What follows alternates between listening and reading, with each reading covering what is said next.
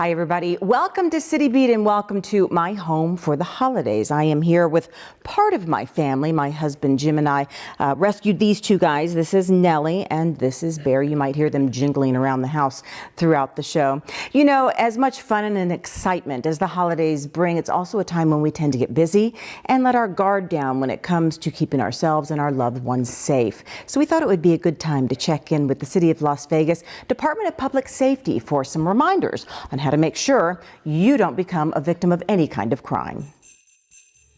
The holidays are here, but don't forget, crime never takes a holiday. In fact, law enforcement agencies say this is a time when crime increases.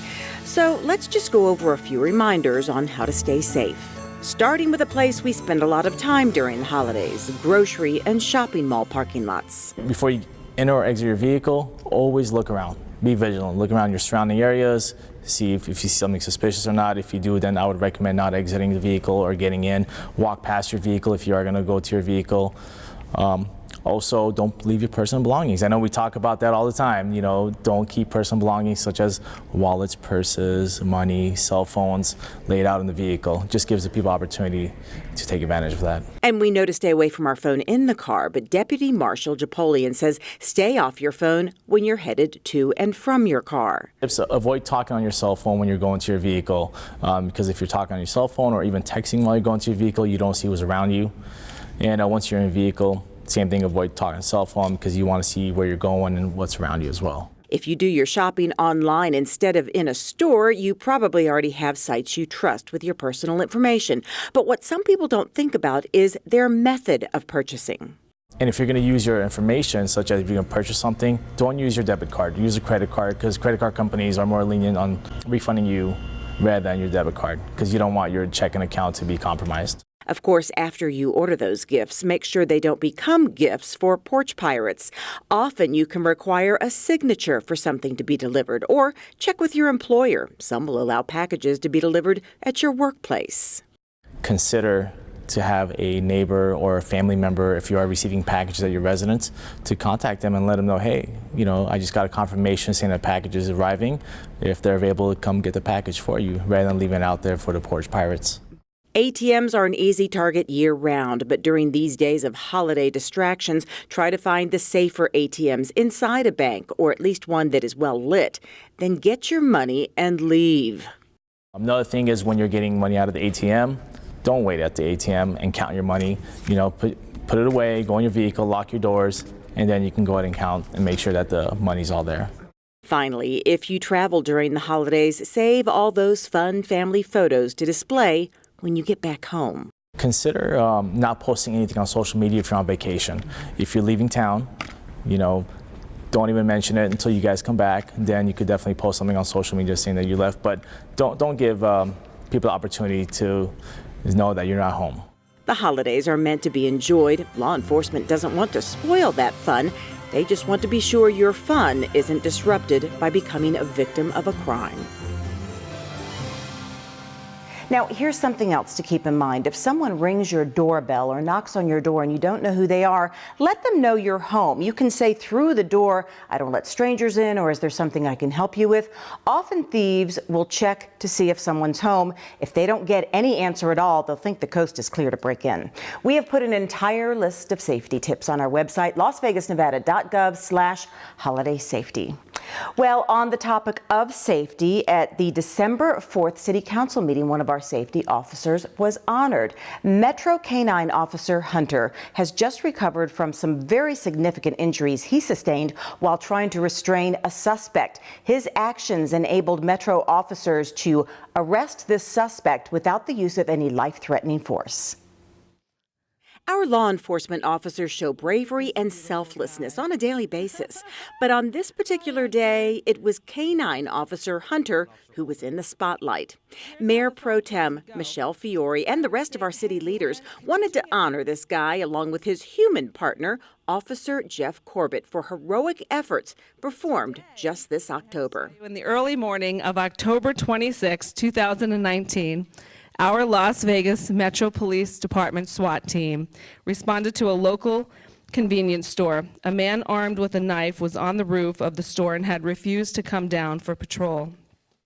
Negotiators got the man to come down from the roof, but as officers were attempting to take him into custody, he resisted. That's when Hunter moved in.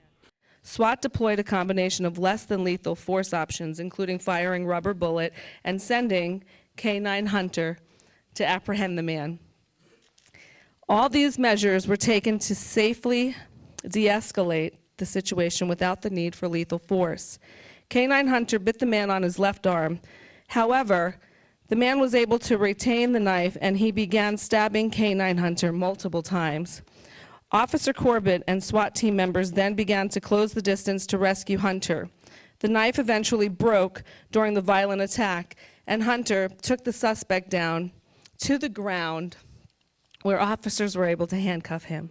Officers on the scene immediately began to treat Hunter's wounds and got him to an emergency vet, where they worked on him for hours. And thanks to the quick action and medical expertise of these individuals, less than a month later, Hunter is back on the streets finding bad guys. The Heroes Medal was presented to Hunter, and with some coaxing, his partner, Officer Corbett, joined the group for photos. Hunter didn't let this honor go to his head. He's already back on the job, pawing it forward, continuing to serve our community.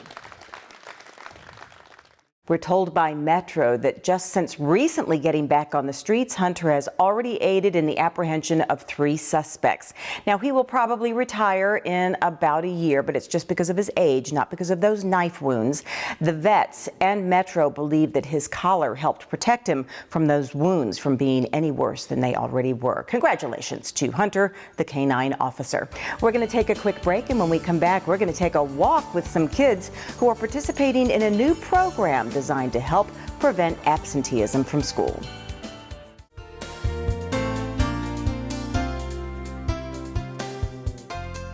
Congratulations to the City of Las Vegas Employee of the Month, Nicole Korwitz. Nicole is a recreation coordinator in our Parks and Rec department. Nicole works at Veterans Memorial Community Center in Ward 2, where recently a young boy visiting the center was overheard making statements about harming himself. Nicole took the time to speak with the boy and his parents so that he could get the help he needs. She has since developed a relationship with this family and follows up with them often.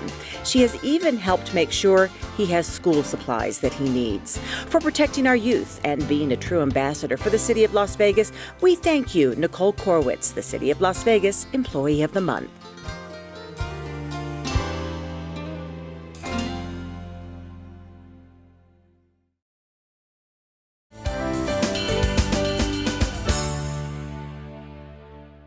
Welcome back to City Beat from my home for the holidays. As part of the City of Las Vegas Reinvent Schools initiative, there's a new program called the Walking School Bus. It aims to reduce tardiness and absenteeism from students at school. Jennifer Davies explains how it works. It was a cold morning and the first day back after Thanksgiving break, but students from Rano Elementary didn't let that stop them as they gathered bright and early to start their first day on the Walking School Bus. The Walking School Bus is a part of an initiative within the Reinvent program to get kids to school safely, to decrease tardies, and to decrease chronic absenteeism. The Reinvent Schools initiative is in 13 underperforming urban elementary schools. From greater parent involvement to bettering the community, our Reinvent Schools initiative focuses on things like academic achievement, wraparound services, and family and community engagement through programs like the Walking School Bus. So how does the program work? School leaders identify meeting points for parents to drop off their kids with school representatives. Then they supervise the walk to school while promoting pedestrian safety and the importance of using crosswalks. Students also get a special charm and necklace for participating. Kids need to be in school, so the goals of the program are simple. Get the kids to school safely, on time, have them excited about exercising in the morning on the way to school. We really focus on safety and the importance of being somewhere on time and the importance of school and that type of thing. We're gonna walk, but we're gonna make sure that we're really, really safe, okay? Rano Elementary Principal Michelle Crawford was there on the first day to kick off the program, and she hopes that it makes kids excited to get to school. Anything we do extra for the kids, it makes them wanna come to school, even if it's like a little high five at the door or something like that. So I want it to be something that excites the kids and brings them to school. Rono Elementary isn't the first school to participate. Students at J.T. McWilliams Elementary also participated in a walking school bus program last year, and after the success of the program there, it's been expanded to other reInvent schools. Thanks to a grant from UNLV and the Nevada Department of Transportation, 7 of our reInvent schools now have a walking school bus program. As part of the grant, UNLV will be tracking the data to determine if the program has a meaningful impact on reducing absenteeism and improving parental involvement. For City Beat, I'm Jennifer Davies. For more information on the many educational programs the city has to offer, go to lasvegasnevada.gov/education. Thank you, Jennifer Davies, for that story. You know, something else the city is well known for is our many parks and open spaces. In fact, a new park just opened in Ward 3. Unofficially, it's called the Las Vegas Wash Park. The name is yet to be determined, but as you're about to see, the park is open for business.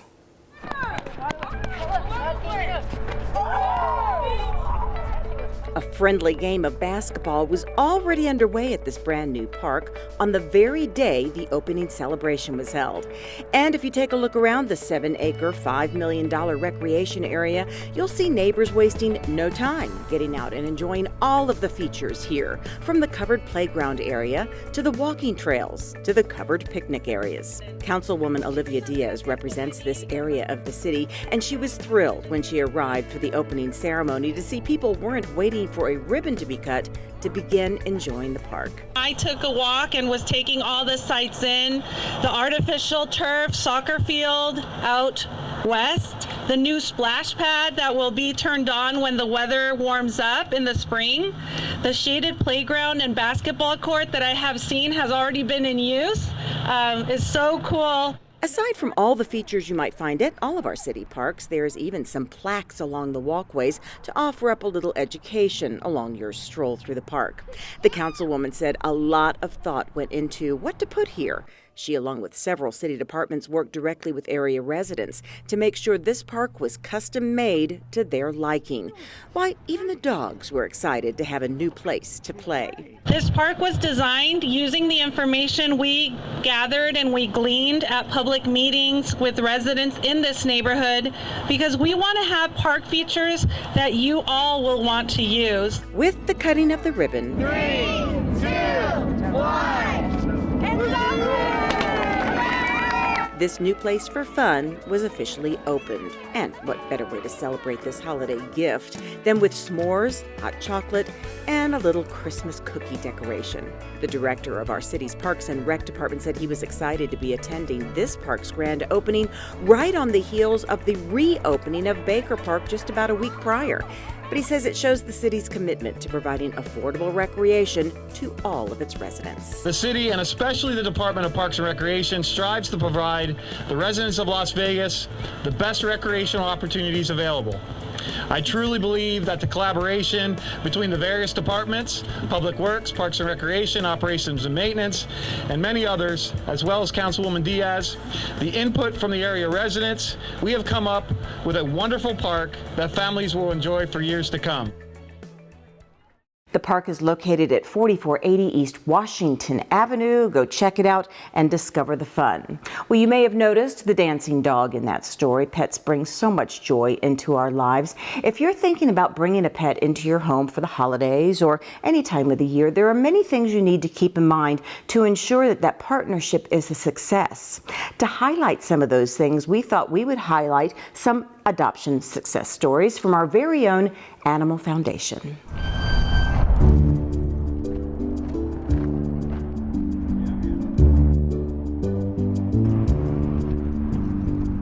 For Bonnie and her new forever family, this is not just another day at the park. For them, it's a time to bond.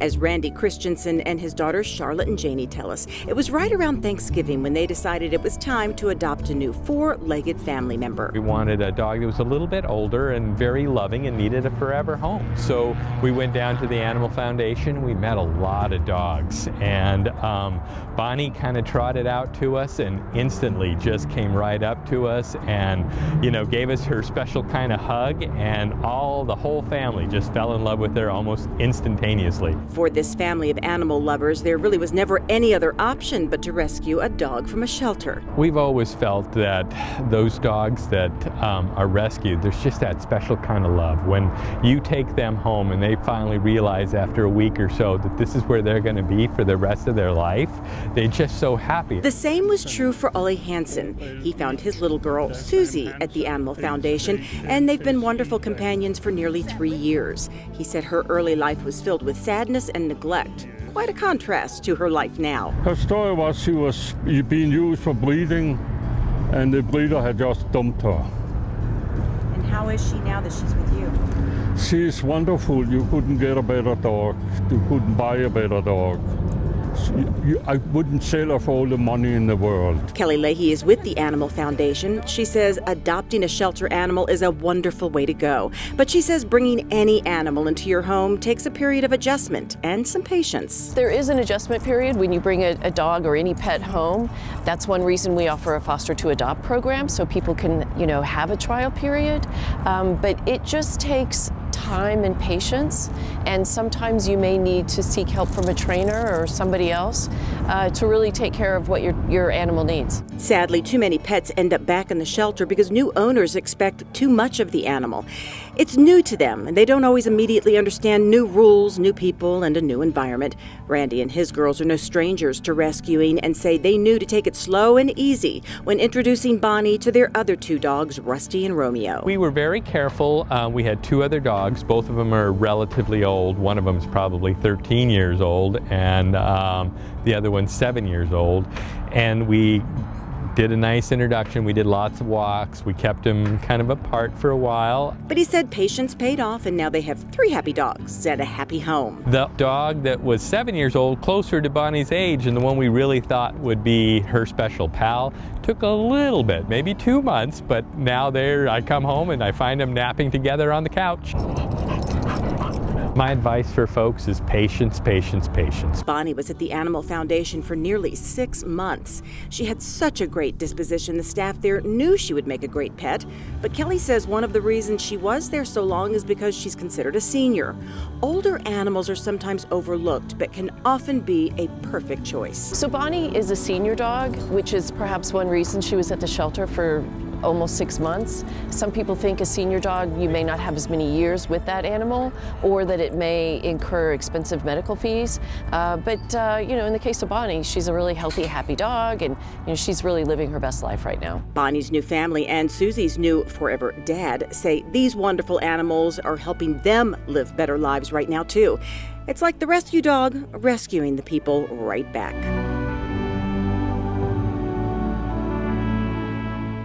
You can stop by the Animal Foundation any day of the week from 11 to 7. They're located at 655 North Mojave, or you can go to their website, which is animalfoundation.com. We're going to take another break, and when we return, we'll find out why there was a sea of red in downtown Las Vegas.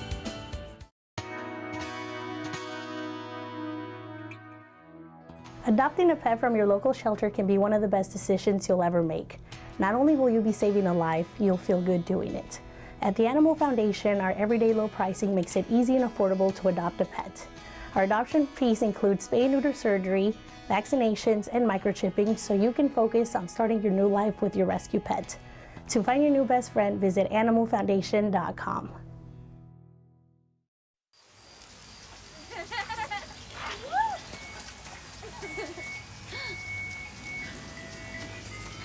Mom, can we get some ice cream? Please, Mom, please. No, we're having dinner soon. Please.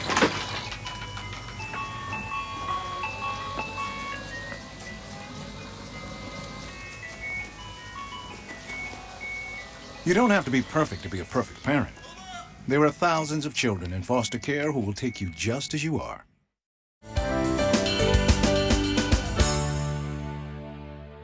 Welcome back to City Beat from my home for the holidays. Well, on December 7th, a sea of red and white washed over the Fremont Street experience, sending waves of well wishes and donations to one of the city's longest running charitable organizations, Opportunity Village.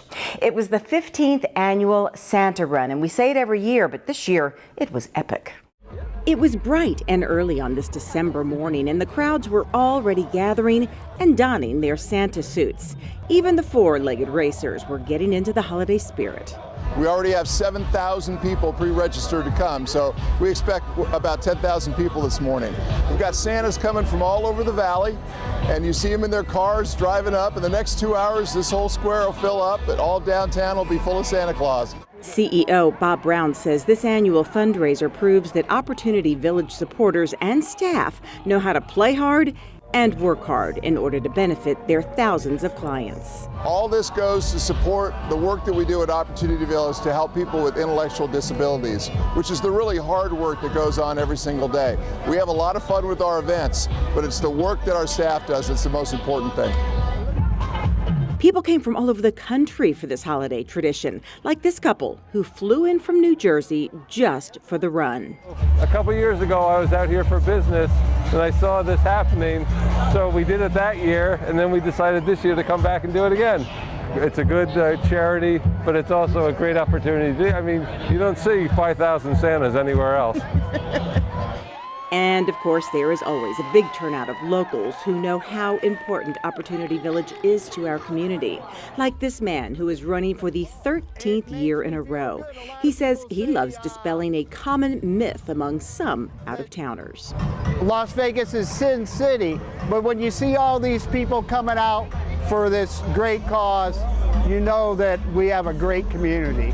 I met the mayor here, I met Wayne Newton, everybody gets involved. I think it's cool, I think it's a good experience, and it's a way to get us started in the holiday season. Also a tradition at this run every year is the Mayor's Goodman kicking things off. You know, Oscar's here too, with these beautiful, beautiful showgirls, but how about giving it up for my man? Every year, our Chippendales, wonderful, wonderful. I haven't seen her smile this much since last year when she was with these guys. There's something wrong going on here. I don't like this Santa run anymore. I'm going to boycott it next year. I'm just kidding. The Santa run is the greatest, and I love being the mayor of Las Vegas, 12 great years, and I was term limited, and the city was very, very lucky because they elected the best mayor we've ever had, and that's my dear wife, Carolyn. Then after a little Christmas entertainment,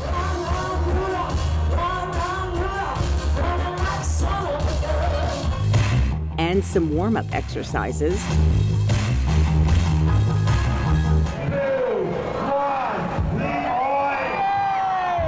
the time had come to line up and start this 5K run and walk.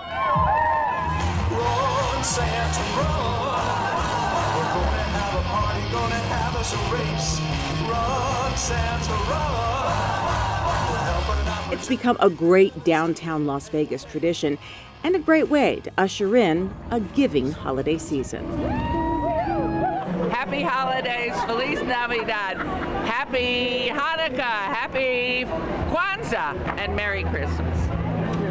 Opportunity Village trains and employs adults with intellectual disabilities. They pay out wages to the tune of about $3.6 million every year.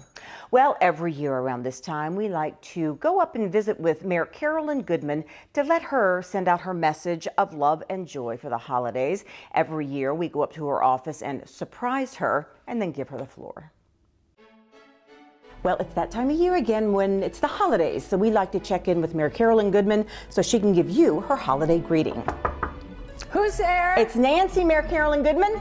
Huff and puff, blow your way in. How nice. How are you? I couldn't be better. I see you got the memo.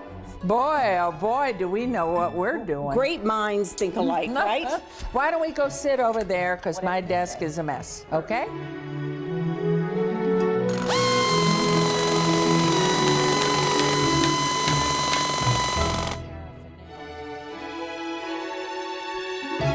So, Mayor, you know every year around this time, I know you always like to get a message out to our residents and to the city staff just wishing them happy holidays. So I'm just going to let you take it away. Well, Nancy, it's just so wonderful to be here and be part of our city and the whole community, but so much of us and everything that we do relies on our residents and all the people that make such joy at this time of year and every day of our lives. So I want to thank you and wish everyone the best, safest, and happiest of holidays, whether it's Hanukkah first, then Christmas, then Kwanzaa, or whatever your passion is. Have a wonderful time and know how blessed you are. And today is the beginning of the rest of your life. So know you're loved and appreciated, and we can't wait for the coming year, 2020. Thank you, Mayor Goodman, and of course all of us here at Channel 2 wish the very same good tidings to you and all of our city leaders. If you're having a hard time getting into the Christmas spirit, we have a suggestion. Visit Main Street in downtown Las Vegas. Our very own photographer, editor Steve Horlock put together this little piece celebrating the holidays there.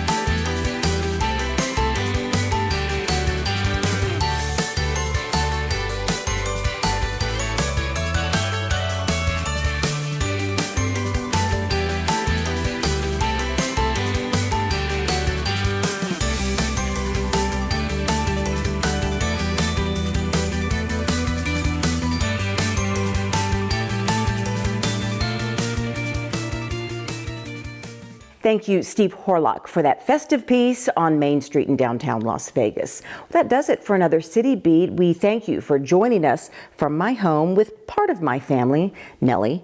Bear is somewhere, I don't know, probably getting into trouble. We want to thank you for joining us, and we hope that your holidays are going well. And as we say goodbye, we want to take you to the annual Christmas tree lighting on Fremont Street with Mayor Carolyn Goodman. 4, 3, 2, 1, and